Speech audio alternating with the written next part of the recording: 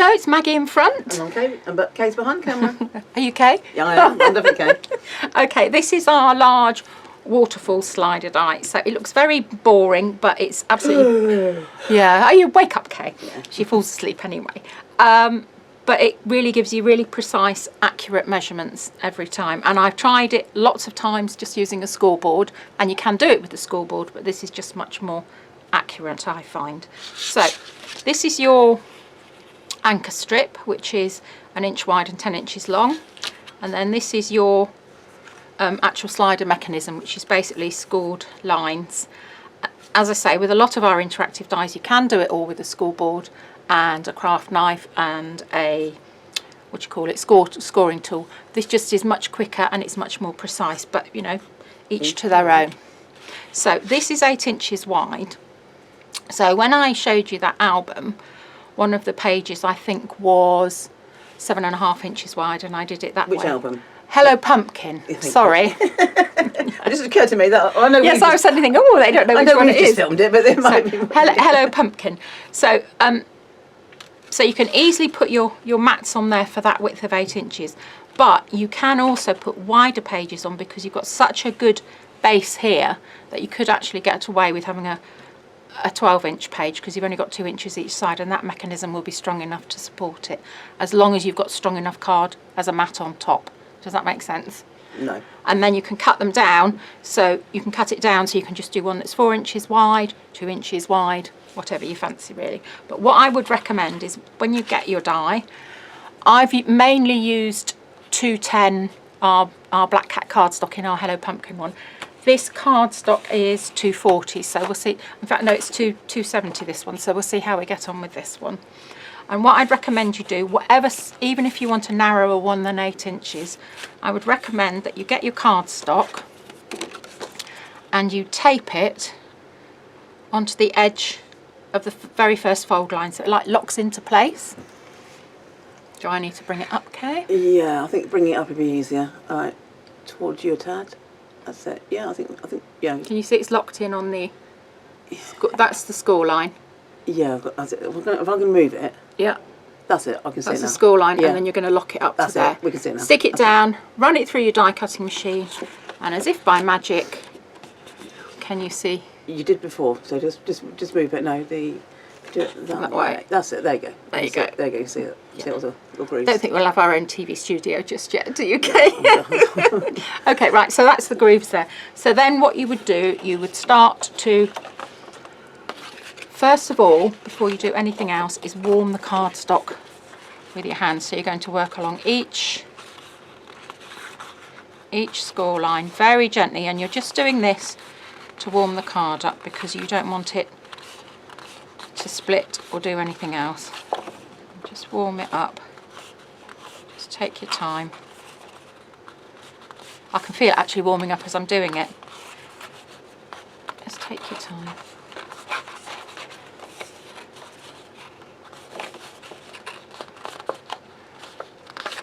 Yeah, this is a 270, 280, I think, this one. Is it too thick? It is quite thick. Not too heavy, Josie. I think it'll probably be fine. So then you're going to go back to your first one. I've just got so used to working with 210, I think. So start in the middle, go down, and go back up the other way. And you're going to continue that through, and then bend it gently the other way until you've got. Can you see? Yeah. Okay. And it's probably a good idea at this point to, whatever cardstock you're working with, take your multi-purpose tool, because this is Teflon, so it's going to warm things up as well, and just pull it through a few times because that helps to warm that up as well. And if you've got tape on, just be careful because you might get a mark on your page. And then what you're going to do is, let's put the craft mat in place because I'll make a mess otherwise. I'm going to start sticking my mats down, and you begin at the first score line. This is for 6 mats. If you only wanted 4 or 3, just cut off from this end, and then you've got your right lengths there. If you wanted more, then you'd lock your die back into place and pop it through your die cutting machine. Okay, you're doing well. You look like you're falling asleep though, but you're doing well. I know it's Friday afternoon. So So we'll start I'm here. not eating with cheese strips. No, you haven't eaten your cheese strips. No, They are huge though. I don't think know. it's a straw. I think I will fall asleep after that. It's more like a cheese baguette. Right, okay, so I'm just going up to the score line each time, and I've done this in cream so you can see. But again, Do you want to lift that one up as well? So you yeah, can just, I will. When it's done. Right, so I've gone up to the score line there. Yeah, towards you a tad. That's it. Yeah. Okay, so I'm just going to carry on like that. And don't forget, you don't have to have straight bits. If you've got matting tags, you can cut them out. Use our back matting tags, work beautifully for this, and you can just line up each piece. So always put the glue on the mechanism. So you've got to be careful not to go on to the previous one, haven't you? Yeah, you don't go onto the previous one, you're literally just sticking, Okay, yeah, onto there. just for us thickies. Well, me in particular.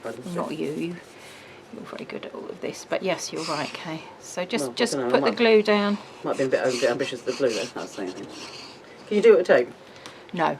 Okay. Well, you could do it with tape, but It won't I move. just think it's smoother, and I think it's stronger as well. Now I did try, because I had this bright idea. I thought, we've got our black frame tape. I'll use our black frame tape so that I can get the complete size of the mat both sides. Because when you pull this through, this will be, say this is 6x4.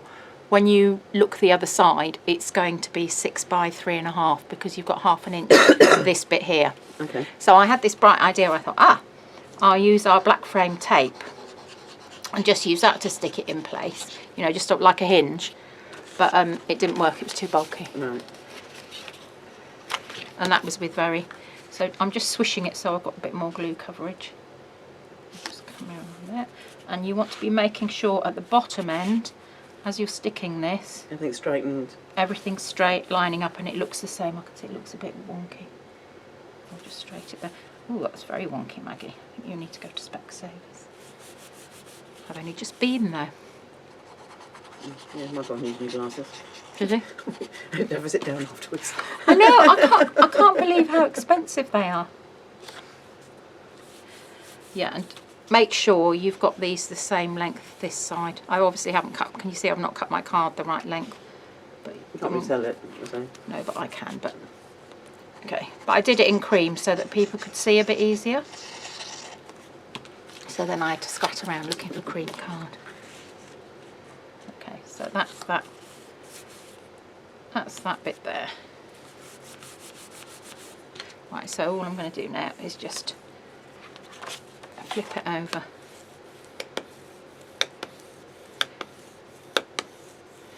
Do a good burnish. Okay, so they're well stuck down.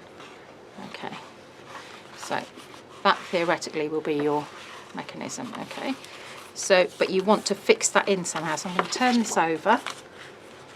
Take my, and I'm going to make that a little bit shorter. And I knew I'd forget it. Scissors, yes please.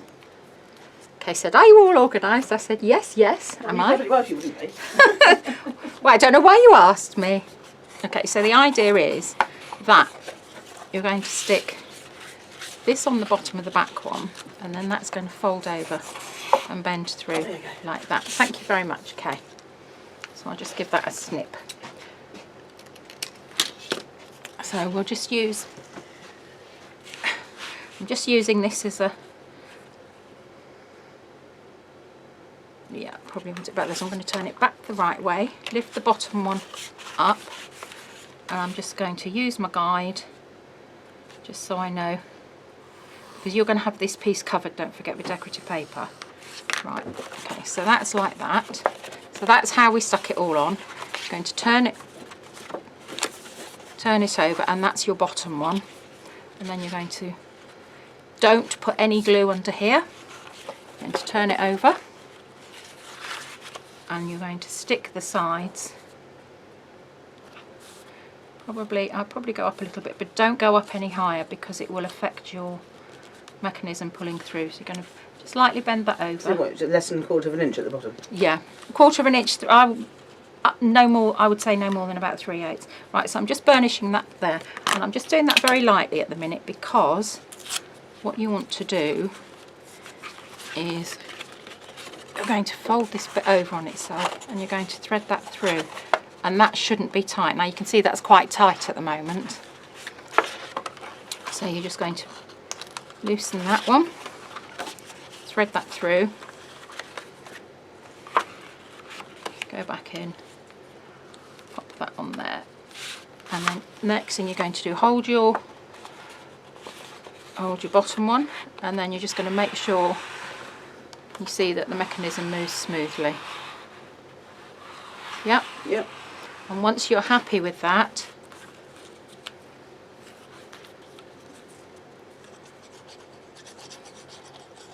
then you can stick it in place.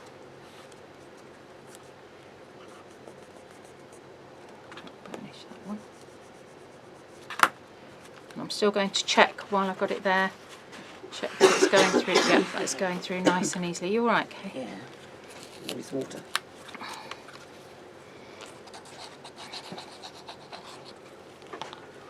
Okay, so that's stuck on there, like that.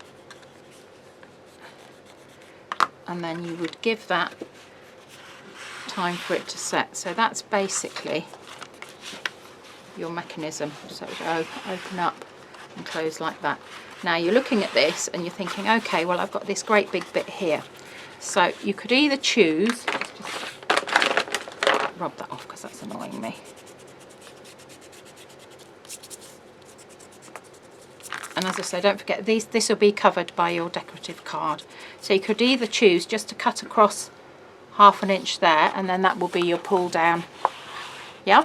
Mm-hmm. Or you can take this out because you've stuck it in place now. You know it's fine. Take this out.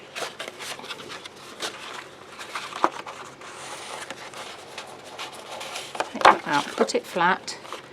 Measure where you want the end bit to be. Then put your decorative whisker on, and then because you can open it out, you can run that bit through your die cutting machine, and then you've got a beautifully finished finished edge that matches the other dies that you use. And So if you're putting it through the machine, you only put it through part way, then bring it back out yeah, again. but you can, you could put it through just part way like that. But the beauty is, because now you've stuck it, you can just take that out. Yeah. And you could just run that bit through. Yeah, You don't stop there. You don't need to do that at all. I was thinking, if you've got an electronic one, just make sure you push Yes. the button at the right time. Yeah, yeah. So that's that there. And then what you would do is you would, when you came to your page, you'd put glue on this bit only to stick it onto your card or your page. And what I tend to do, because I'm quite